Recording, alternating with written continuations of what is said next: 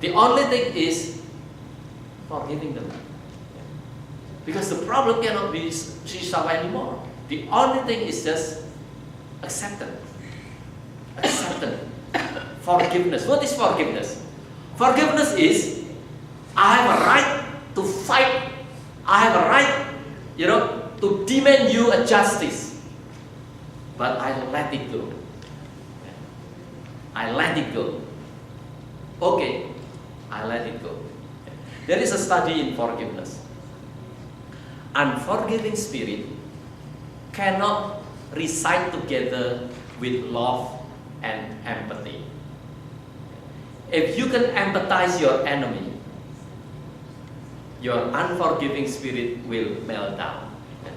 The technique is usually like this one. If I got mad with someone, with children, with wife, or maybe with friend, and I feel so deeply hurt, in order to resolve that, one way to do is I try to see from their point of view.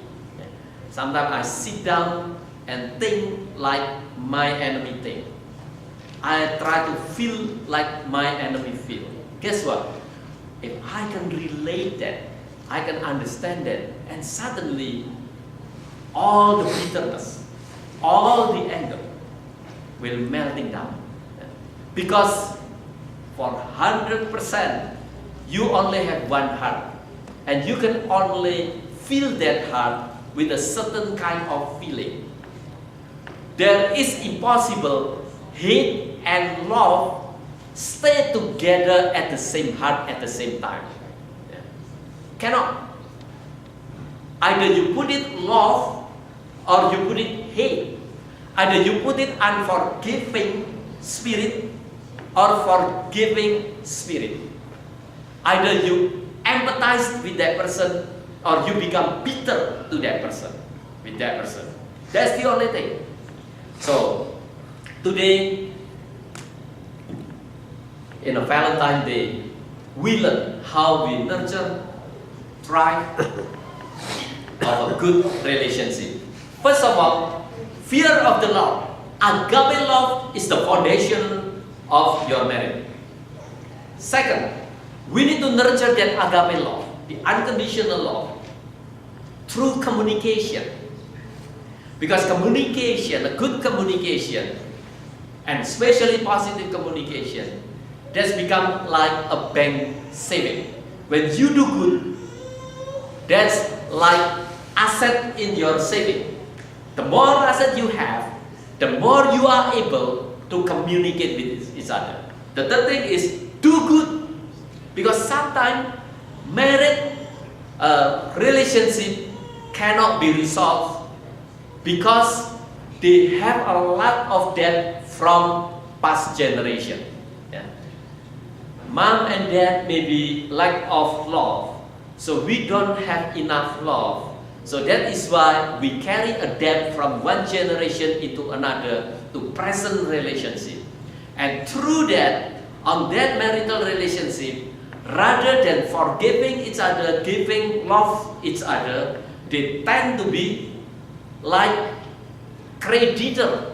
They try to demand, you have to pay back your love to me, because the family of origin did not give enough love, and end up that married, a good relationship become bad relationship because they are deprived from loving or asset that come from other generation.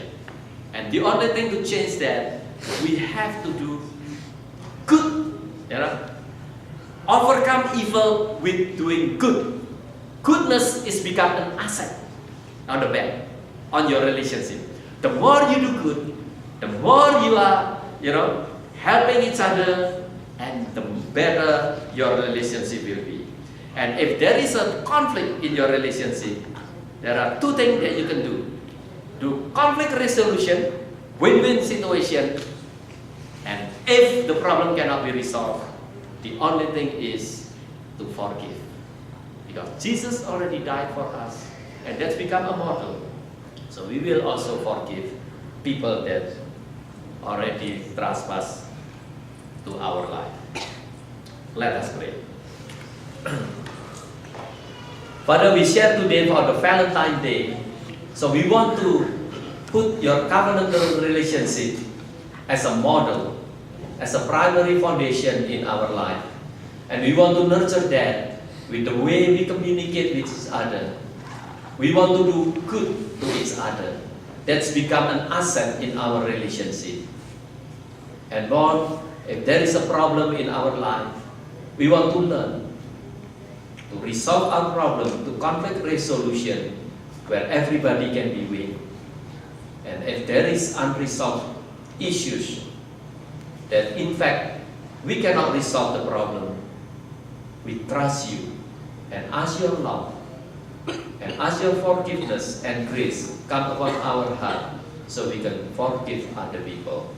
Thank you, Lord, at this time, and we share and keep this one and ask your Holy Spirit to empower us to nurture this word. In Jesus' name we pray. Amen.